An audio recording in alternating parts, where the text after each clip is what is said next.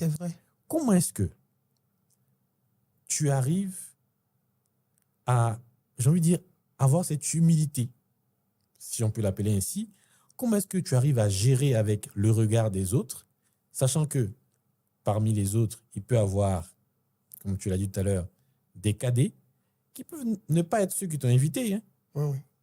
qui viennent, qui savent qu'ils t'ont vu quelques années en arrière dans une école prestigieuse, qui ne savent pas ce que tu fais de 8h à 18h, mais qui voient que de 18h à minuit à 1h du matin, tu es derrière un bar en train de faire de mixage de cocktails. Comment est-ce que tu t'es armé pour pouvoir passer, j'ai envie de dire, c'est un défi. Comment est-ce que tu l'as fait? Et puis, quel conseil également tu peux donner aux personnes qui se gênent du regard des autres en se disant, c'est vrai, j'aurais pu faire ça, mais voici comment est-ce qu'on va me voir. Et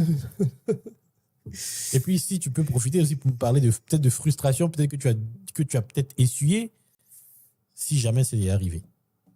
Ou de personnes qui t'ont peut-être essayé, qui t'ont pris un peu de haut. Oui. Et comment est-ce que tu as transcendé cela? La question est un peu longue, hein, oui, il y a beaucoup de questions dedans. Mais il faut que tu arrives à...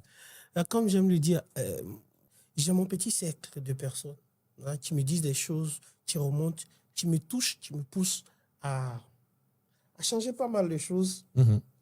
Mais j'ai réussi à m'affranchir de ce que les autres pensent aussi, de certaines personnes pensent. Comment tu as réussi? Je ne sais pas.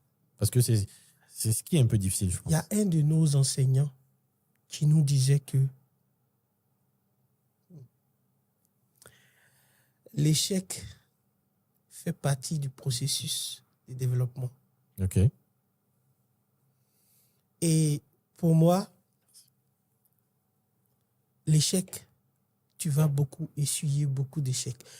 Et l'échec est l'antichambre du succès. J'ai appris beaucoup, et je t'assure et certain que